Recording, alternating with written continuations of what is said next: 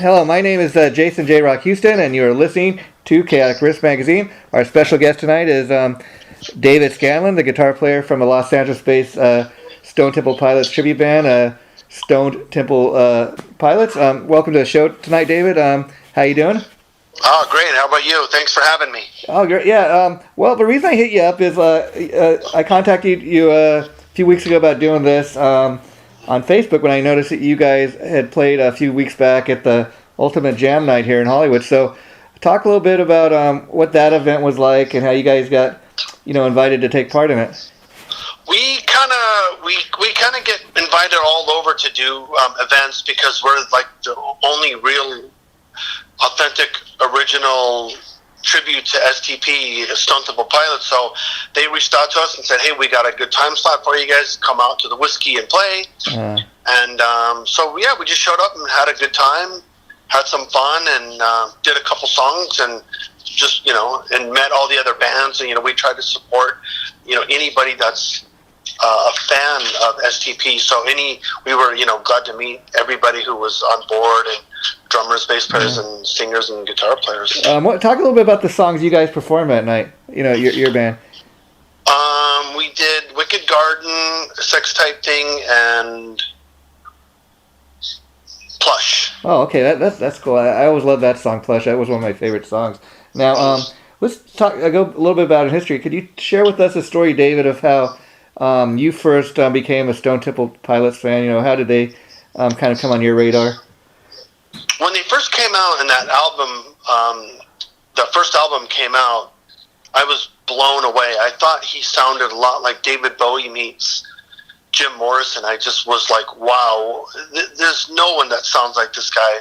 Yeah. And I immediately was just a huge, I was drawn to the music and how it was put together. And later on in the years, I was like, I got to do a tribute to them. And I just put this band together, and it fell together. We've been together for 5 years now. Oh, wow. And what surprises me is kind of like you said, there's not a whole lot of STP tributes out there, but, as I'm on the internet and stuff, there are a lot more of them popping up these days, but, do you think that's just more so since Scott has passed away, or, what's your feelings on that? I think here's my take on it. A lot of people get into it to be glamorous and stuff instead of more of a fan. And you kind of have to have connections of where to play, because not everybody's a big STP fan. And you could play a club and there'll be nobody there, or you could play a casino and the place will be packed. So depending on who you know and kind of what you're doing and what you're going to get out of it is a big factor. Because I remember when STP first kind of came on the scene, a lot of people were kind of labeling them as a kind of a grunge band and putting them in with those bands, but I thought they were a little more of a grunge band. They had a little bit of everything for everybody, if you know what I mean. Yeah, I think when Scott Stapp's band came out, I think everybody wanted them to become the Stone Temple Pilots. Yeah. What was Scott Stapp's band? I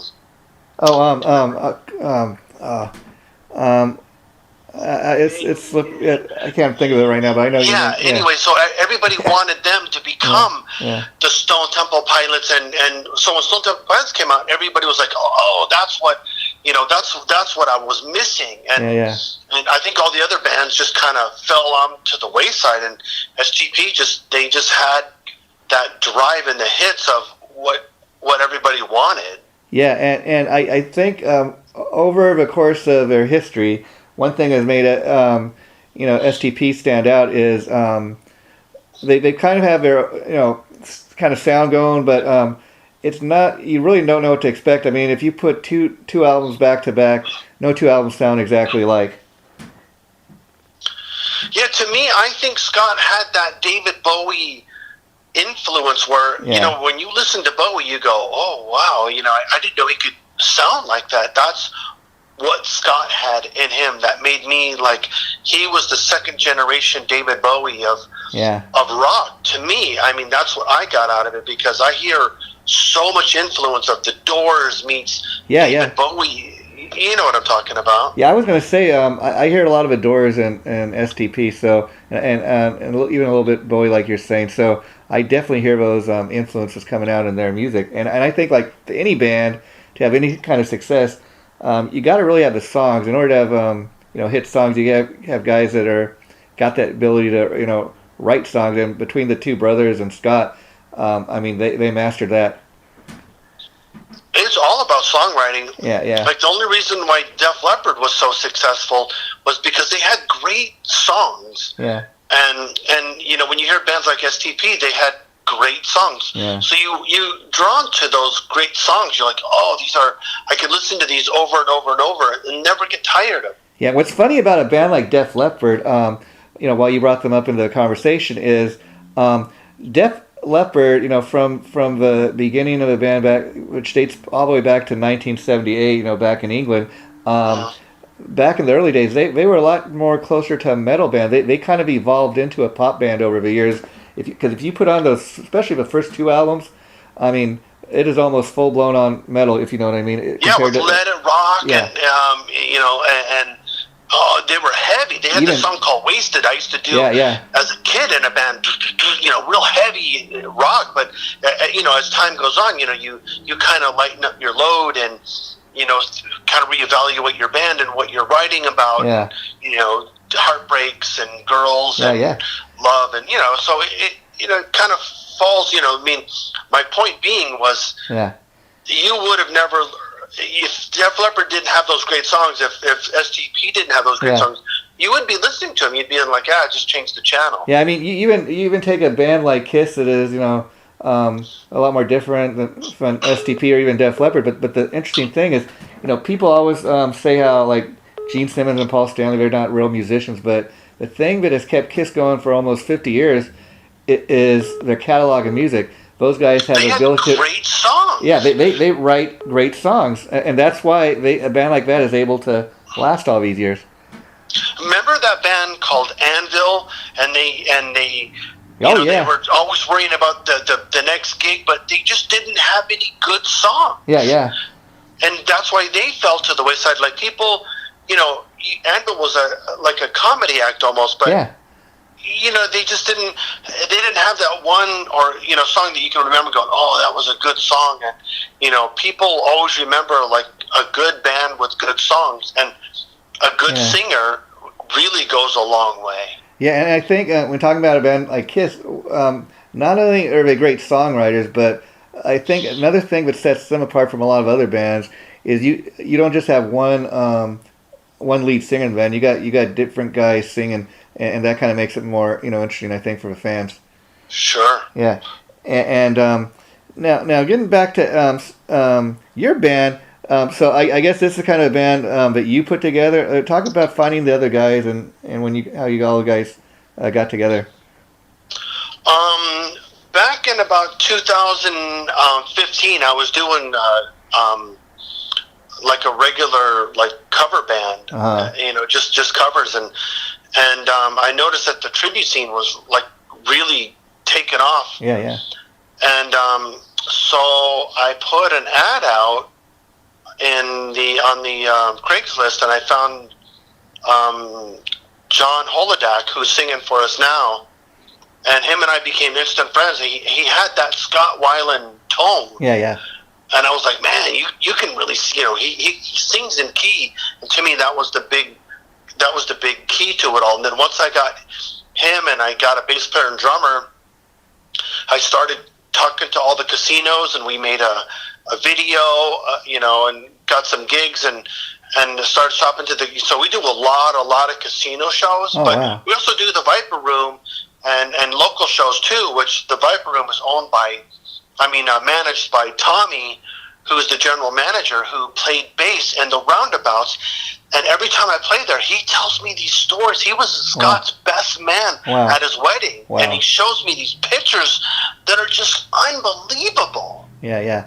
It's now when you formed a band, you were probably one of the first STP tributes probably at that time, because I think there's another one I think that calls himself the the Fox pilots or something like that. But there's not too many of them in the LA area, and that's got to be. My friend Nick, who he lives in the Inland Empire, he does a band called Core. Him and I are pretty good friends. We stay in touch with each other because in this world, you got to have a backup. Yeah, yeah. So Nick has called me, and he sings really good. He plays guitar really good too. Yeah. He kind of does both. He can sing and play guitar, but he fronts that band with him on guitar, and he gets other members and does it. And I try to reach out to any band that's doing it, so that way if they need a sub or we can't do it, I'll recommend somebody, another, it always helps each other out. Yeah, that's one thing I love about the tribute scene. A lot of the bands they really are like that, where they work together, they help each other out. I mean, I'm talking so much about they at one point even had that Access TV show where World's Greatest Tribute Bands for a few years. And a lot of tribute bands, they really got great exposure on that show, and a lot of people, they have mixed feelings about tribute bands because a lot of people are under that false impression that these are just failed musicians. They're making a living playing other people's music. But I'll tell you, I've been to enough of these tribute shows where I actually enjoy them for the most part. And I'll tell you why. I like to kind of call this what you guys do, rock and roll theater, because to me, you're not just kind of getting up there in your jeans and t-shirts. You're trying to not just play the songs, but you're trying to look the part. You're trying to emulate. You're trying to there are some people on the face of earth right now that never got a chance to see Scott Weiland live. They're never going to, and so you either get those people a chance to kind of experience what you do and say, okay, this is what that was like, or on the flip side, you get to take people back to the very first time they heard a Stone Temple Pilots song on the radio, the very first time they saw the band live, Yeah, I've had people come up to me after shows and go, wow, you guys sound amazing. You guys really do this band a lot of justice, and thank you. And not too long ago, I got hit up by an agency when Stone Temple Pilots just recently did a tour with the Cult. Yeah. And they asked me if I would help promote that show, and they gave me free tickets and backstage passes to go to that show. And I met Stone Temple, the whole band, obviously not Scott, but with Jeff Gutt. Yeah. And I was showing them pictures of my band to them. I was going, thank you guys for, putting out great music that I can do a tribute to you guys. And they were like, wow, they were just so blown away that I got to a level like I could draw like 2,000 people at the House of Blues. Yeah, how cool is that? Obviously with a couple other tribute bands, but we do like a tribute show. There'll be like a Metallica or the Cult tribute. See, that's the cool thing about being an STP tribute, because their music is so diverse that you guys could play, like you're saying, with everybody from a Led Zeppelin tribute to a Metallica tribute. There's kind of no rules as far as that goes, I think, for you guys, huh? Or what's your... Yeah, my band, our Stone Temple Pilots, we do really well because a lot of people call us, like, we played with a Pretenders tribute. Wow. We played with a Metallica tribute.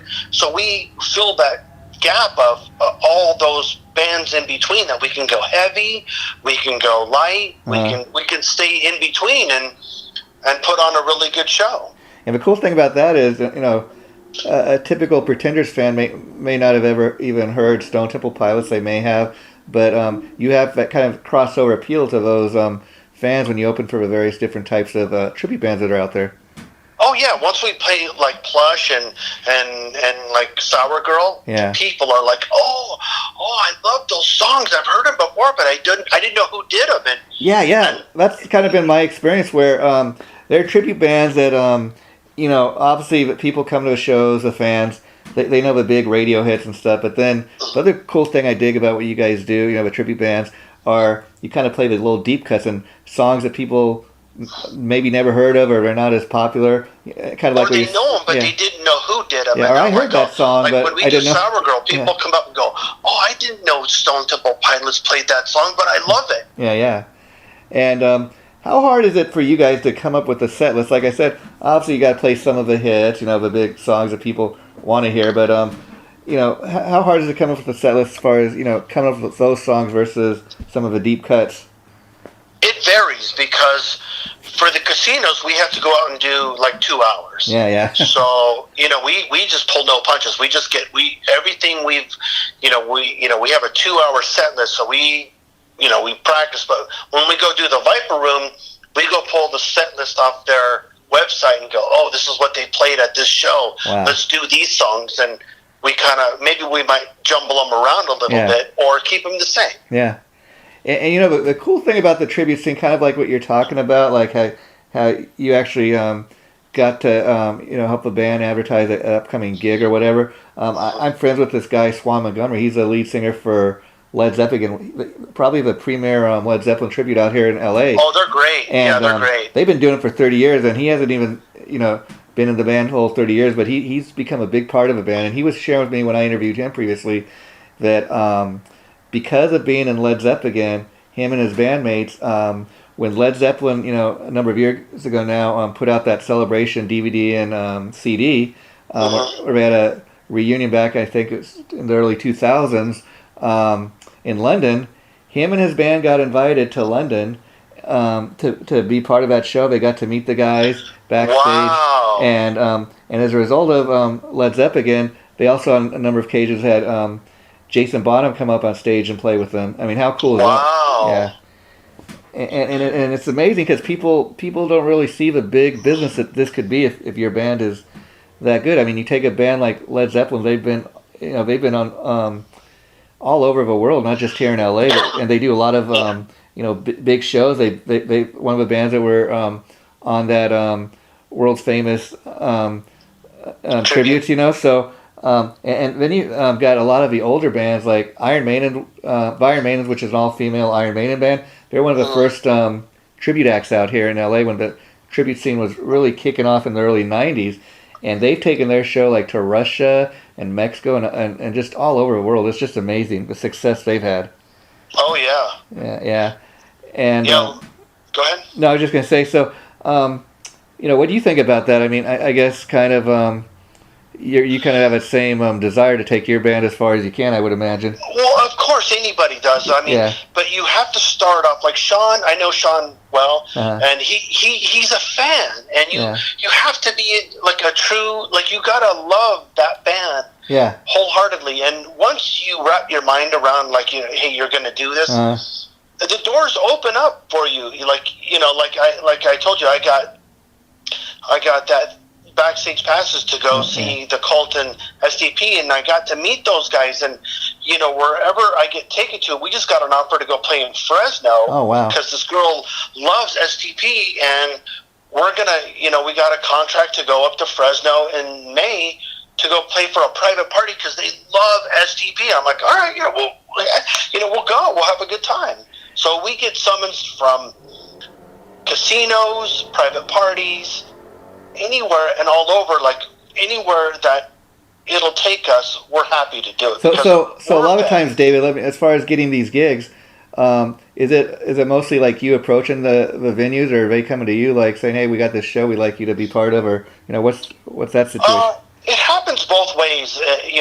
We get a lot of casinos that reach out to us because obviously, I don't know obviously, but just that we've been around for a while, so they reach out to us, go, hey, can you bring the STP tribute here? Yeah. Or sometimes I'll reach out to clubs out here and go, hey, can I get on this? Can I put a tribute act together, 5 tribute bands or 4 tribute bands, maybe at Cabo Wabo, Hollywood, or the Viper Room, and we do like a premiere show. So I might reach out, or they might reach out, depending on who's available and what the show's all about. See, that's cool. The other thing, like, I think what's cool about what you're doing is, I mean, as far as the tribute scene, let's be honest, there's already like, half a dozen, Led Zeppelin and AC/DC tributes. Now, you got a cool thing going that, like we said, there's a few more popping up here and there, but there's not a truckload of STB tributes out there. So that would make it, I would think, a little easier for you guys to get gigs, as opposed if there was like 10 million STP tributes in the area. Well, I tell this to everybody. There's enough, even if, the AC/DC tributes and the Led Zeppelin tributes, there's enough to go around LA and for everybody. No matter even, I know there's a lot of AC/DC tribute bands, but yes, being the only STP tribute, there's a few out there. Yeah. They come and go, and, we just do it, and, we've been doing it so long, then, the casinos call us, and like I said, it's just a fun thing to do, and it makes it a little more desirable that we are the only ones out there. There's a few other ones that are out there. And nothing against like I was saying, all these AC/DC tribute bands, for example, they've got just as much right to do what they're doing. But I guess the point I was trying to make was having so many bands paying tributes, let's say to, for example, AC/DC or Led Zeppelin. You got to really have something where you kind of really stand out. That's why a band like Led Zeppelin, they've been doing it for 30 years. There's something about that band, when people go see it, they're really impressed with what they see. And I'm aware of some of the AC/DC tributes out there. And for example, there's this one AC/DC tribute out here in the LA area called Bonfire, and they're strictly like a Bon Scott era. I played with them a few times. Yeah, and then there's another guy I know. I think is out of Arizona.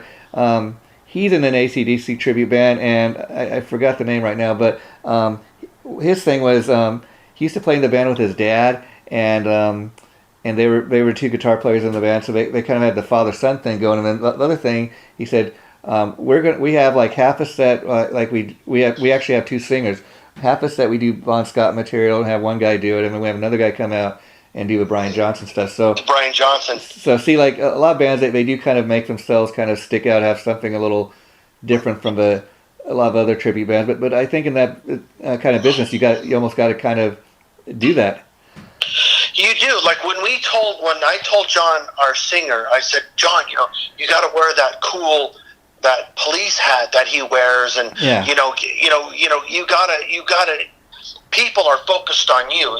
I'm the guitar player, but people, I just try to make the music as good as I can for John to sing it, and then John just, I say, just go wild out there, go nuts, and it makes us stand out a little bit more from like a new band that might come out, because we've been doing it so long, kind of like the guys from Bonfire. They really, or Sean Montgomery, he's a fan, and he's so awesome. You get drawn into him when you see them. You're like, wow, you almost feel like you are watching something, because Sean is such a fan that he really goes the extra length to sound and have the music spot on. Yeah. And it's kind of interesting now. I was curious. As far as you getting to go to that STB show and meet the guys backstage, I was kind of curious. Was it their manager or somebody from behind the scenes that reached out to you? Was it the actual band that got in touch with you? It was an agency, and they said, "Hey, we see that you're a STP fan and you're in an STP band. Could you promote this on Instagram for us?" And I was like, "Yeah, sure."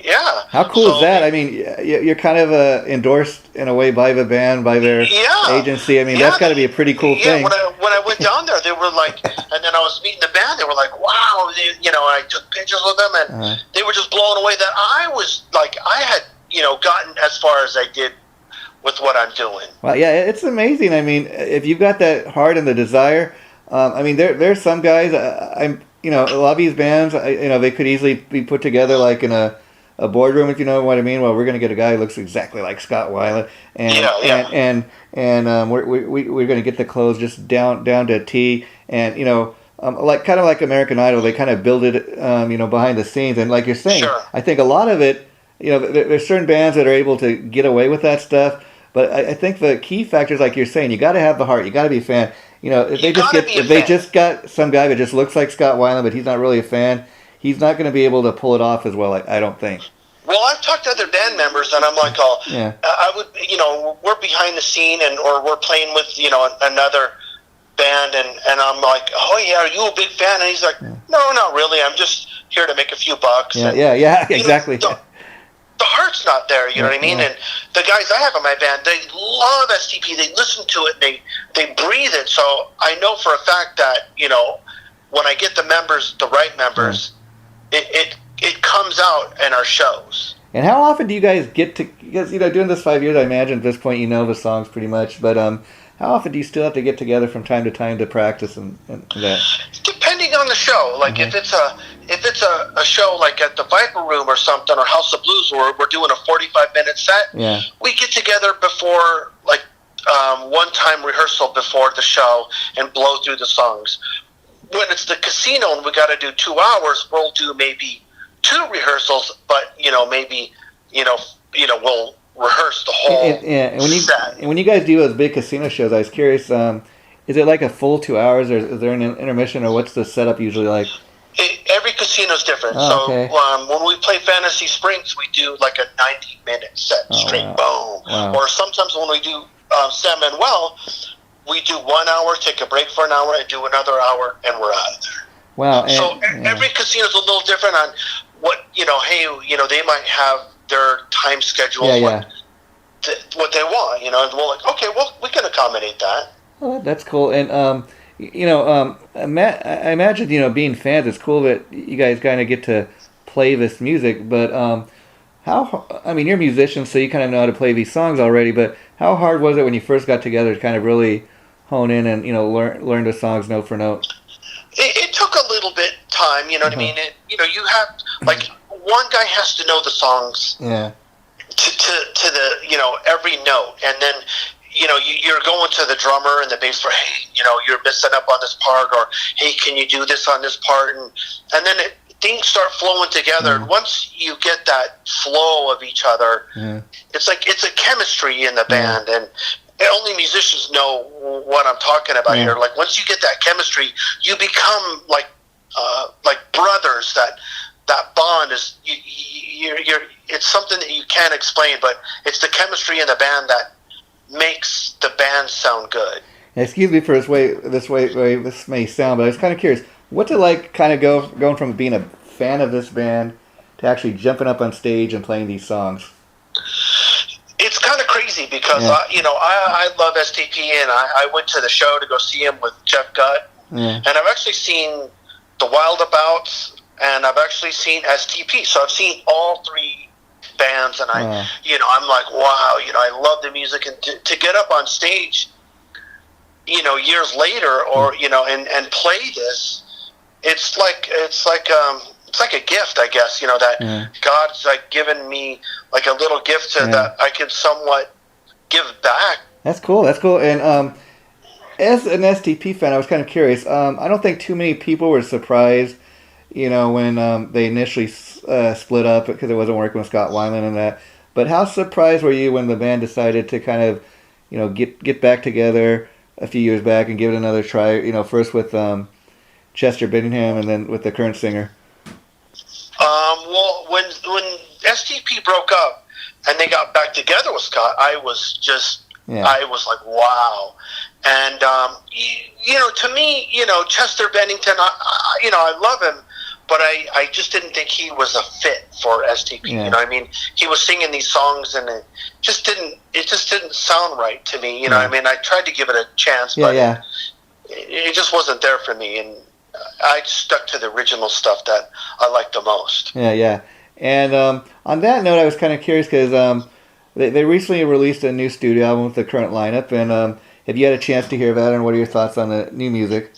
I've just heard one song on it so far, and I'm still. It takes me a minute, you know what I mean? Like everybody else. You know, I'm gonna play it, you know, a few times and see if it sucks me in. You know what I mean? I need to be like drawn into it, like a good album that just kind of sinks into you and goes, oh, you know. So I'm a little new to it yet. Now we know that's kind of a way people listen to music these days. I mean, I'm an old school guy where I still enjoy like getting physical CDs and reading the credits and holding it in my hand and all that. Yeah, but a lot of people these days, they'll just listen to the tracks as they're released. So, I'm not going to buy the full album. I'll just get one track for 99 cents or whatever. And then, or as a band releases singles, I'll just buy it a song at a time. I'll hear it that way. And like you said, kind of over course in time, people kind of, okay, yeah, this is not so bad, or I like it, or I don't like it. I'm not gonna buy the album, or I'll support the band, or I won't. Yeah,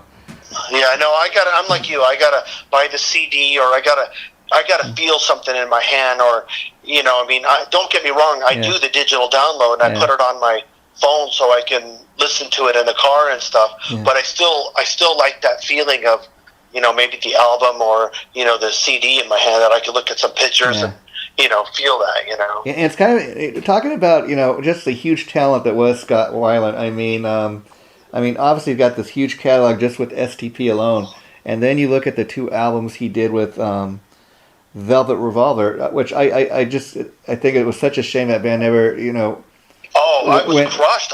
I further. was so hoping that, I know Matt pretty well, the drummer, and we do a lot of Velvet Revolver songs, and we stand up on stage and we're like, oh, hey, do you guys mind if we do some Velvet Revolver songs? That was going to be my next question, and good for you, because that's because I guess that's what really makes you a Scott Weiland tribute, just kind of covering everything you did. And that's cool that you guys are doing that.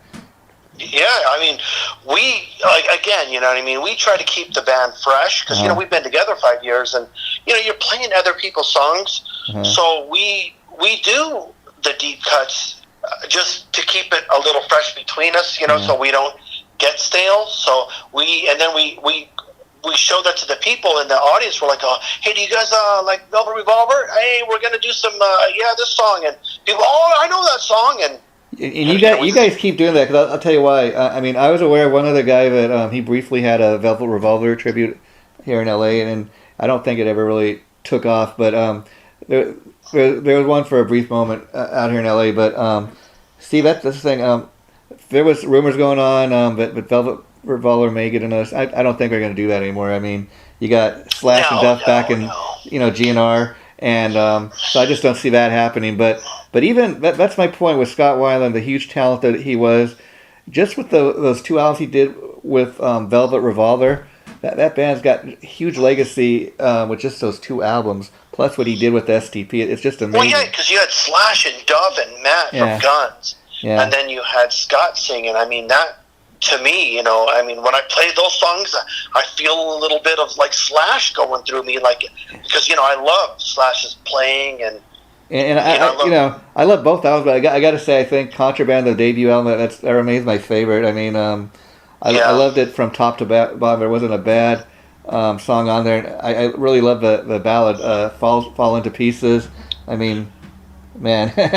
I play with a tribute band called here in LA called Use Your Illusion, and I know the guitar player Mano, and he does the Slash. That's the guy I was telling you. He briefly had I don't know how big of a success it was, but obviously not too successful. But he's a guy I've known for a while. He's been doing the Guns N' Roses tribute thing for a while, and he's the one that briefly had the Velvet Revolver tribute. So it was him. Oh, yeah, him and I talked about it, and we always talk about, and that Slash was in, with that whole thing, and we just love to be part of that little piece of just playing these songs. Yeah, I mean, he's one guy I think he's really got Slash down.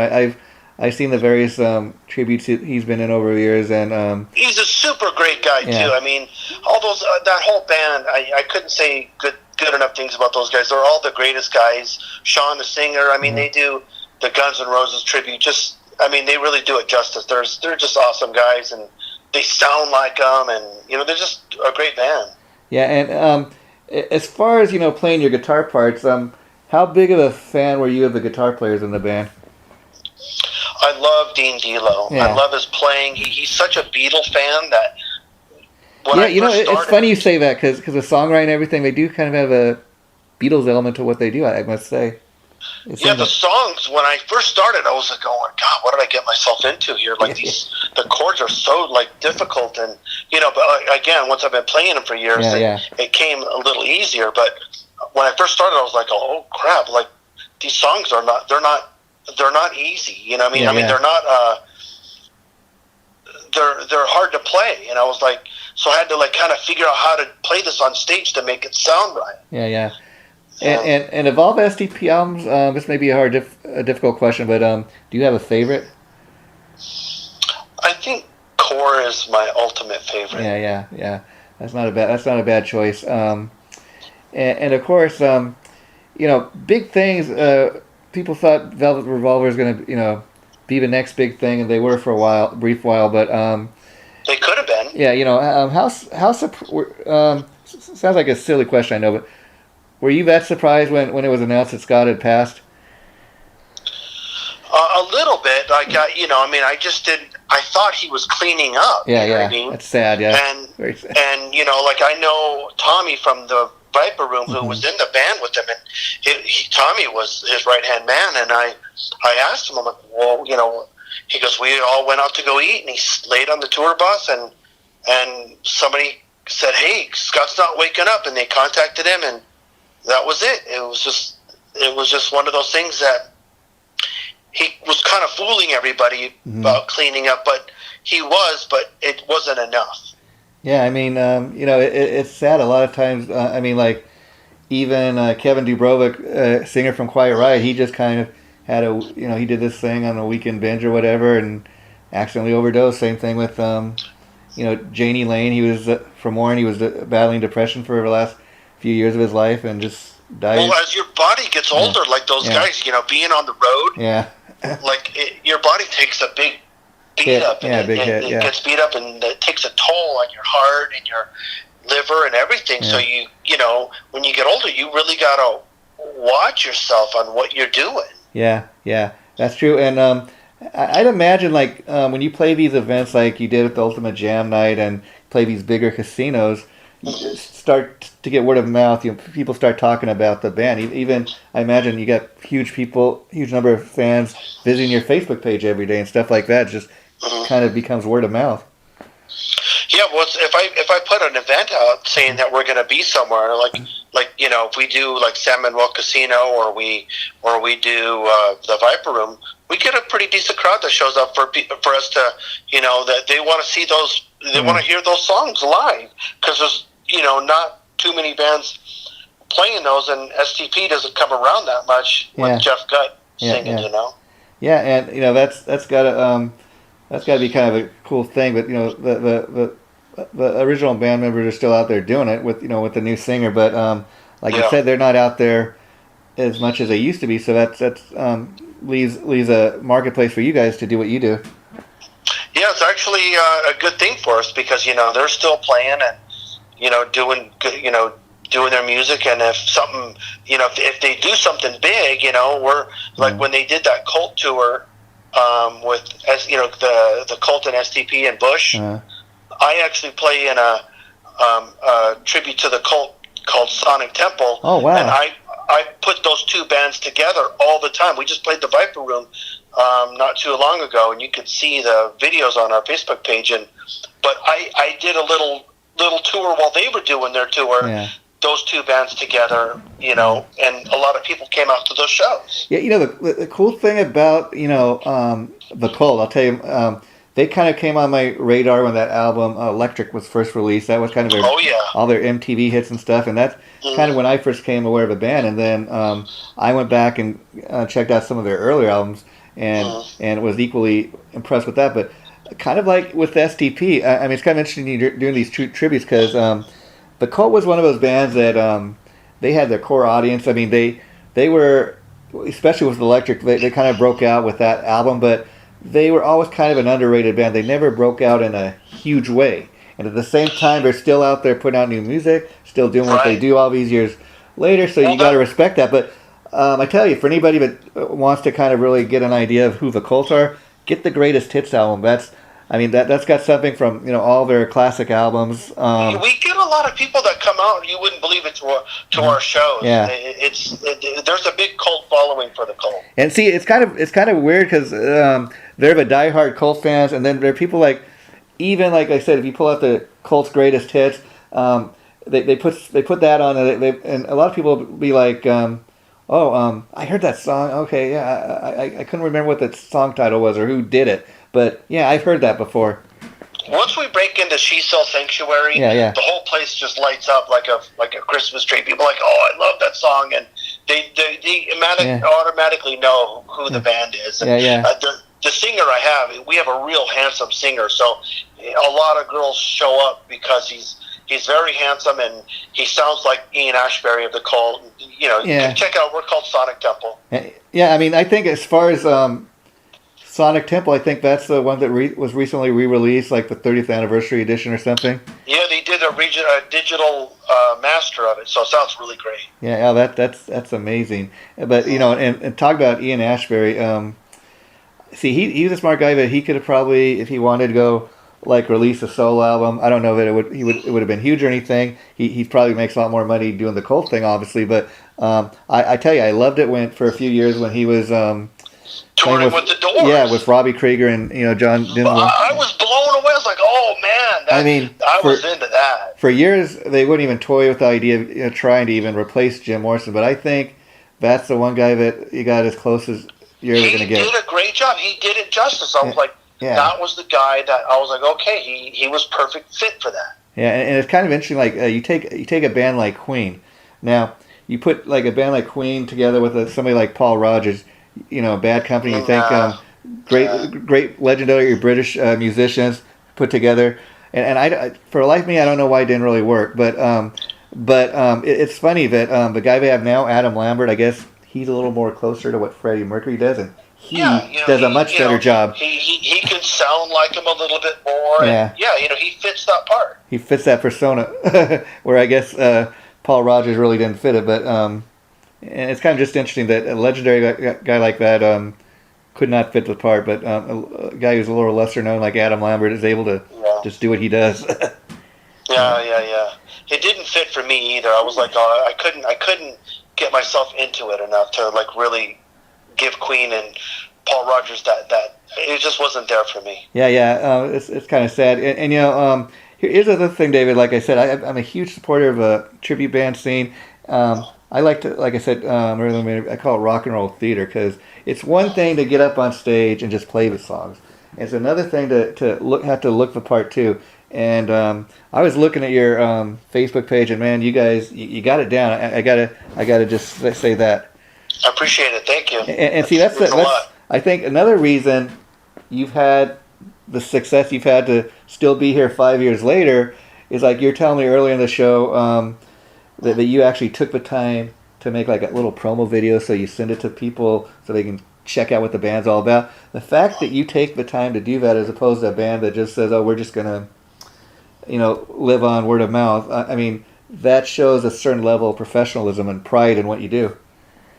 Yeah, you got to, like I said, it all comes down to being a fan. If you're a fan, like I have pics with, it says the STP logo on it, but my name in the middle of it. I give people pics. We print out, and if there's a great band called Love Drive, his name is Jeff. He does a great tribute to the Scorpions. Oh, wow. Yeah. And him and I both, we go all out. We put banners up. We get shirts. We get pics, and we try to give the fans, as much as we can to the real thing. Now, and then one thing with being a tribute band is a lot of the money is made off of gigging, obviously. But do you guys go the extra mile, like have merchandise such as T-shirts and stuff, or? Yeah, shirts sell the best. Yeah. When I played the House of Blues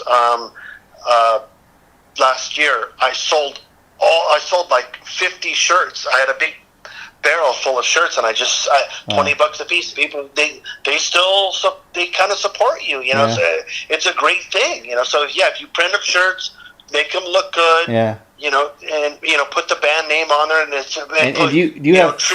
do you have somebody design the shirts for you, or how involved are you in that? I pretty much design it myself. I'm a visual effects animator for the TV shows, in LA. So oh wow. I designed it myself.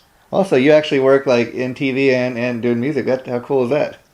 Yeah. I do a lot of movies. Me and the singer for the Cult, Eric from Sonic Temple. Yeah. That's how we met. We met working on Harry Potter, and wow. like we're both visual effects.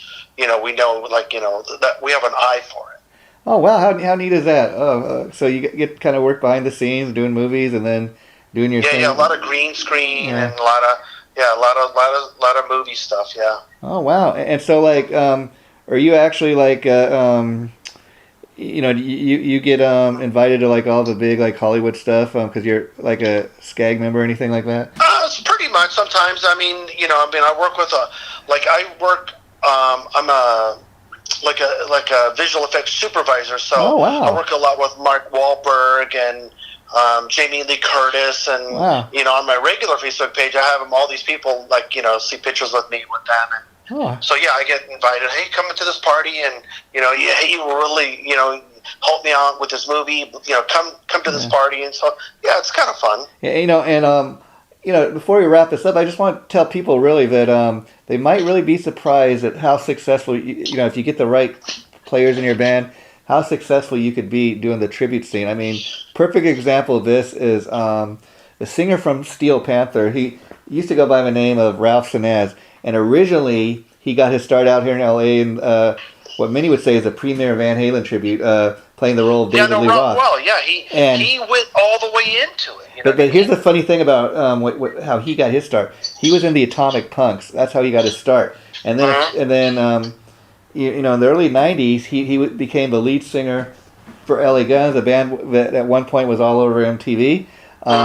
And they released some big hits and stuff. But and you'd think he'd be making more money doing that, where amazingly, eventually he left LA Guns to go back to doing the Van Halen tribute. He's making more money doing that. And there's a lot of money in doing the tribute scene. And then of course, I guess being a replacement member in LA Guns, you're not an original member, so you're not going to be making as much money maybe as some of the other guys. And then he eventually left the Atomic Punks, and he's doing this thing in Steel Panther. A lot of people, think it's a joke band. It's kind of a not an actual tribute band. It's kind of a tribute to that era of music. But what I dig about it is its original music, kind of, joking on those, hair bands from back in the '80s and stuff. I think they're great, man. Yeah. I can't get enough of them. Sometimes I love Ralph's band, and they're laughing. They're laughing all the way to the bank, and see that's the cool thing. They got these alter egos. Like he now goes by the name Michael Starr. So a lot of people. He lives down the street from me, literally down the street. Every time I go by. So a lot of people may not even realize it's the same guy, but I mean, people can think they're a joke band or whatever, but he's laughing all the way to the bank or the rest of his. And some of the guys, I think the guitar player, he used to be in Rob Halford's band. Yeah, he was. He was in what was that band called? Fight, I think. Yeah, Fight. Fight. That's right. Yeah, he was in that band for a while. Yeah. Well, David, I want to thank you for talking to me today. Sure. It's been great talking to you. And what I like to do with people once I get to know them is kind of we'll keep in touch. And you mentioned you had some other projects. I'd like to maybe interview you down the line, talking specifically about the Cult Band, so we can talk about that anytime you're interested. And I'll be sure to go check out both your bands live when they come around the area, because I've been seeing, especially a Cult tribute, because there's not too many Cult tributes. There's a few, like we were saying, but you guys kind of your band popped up in the last couple of years. I've been seeing stuff about you all over Facebook, so I just gotta be on the lookout for when you either of the bands are playing. I'll be sure to come say hi. Cool, for sure. Yeah, I'll invite you down, put you on the list, and have you come out and just enjoy the music and be a fan. That's all. Just to before we close this up, like I said, like you probably never imagined being interviewed about a tribute band, but like I said, it's kind of a little fun thing to talk about. And obviously, we both being fans of like STP.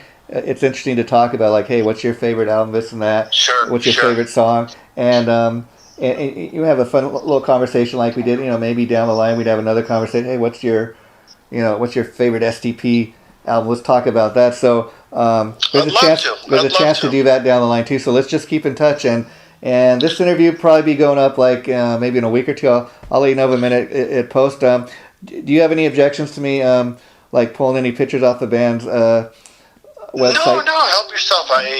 There's some. If you need some, I have a picture of me.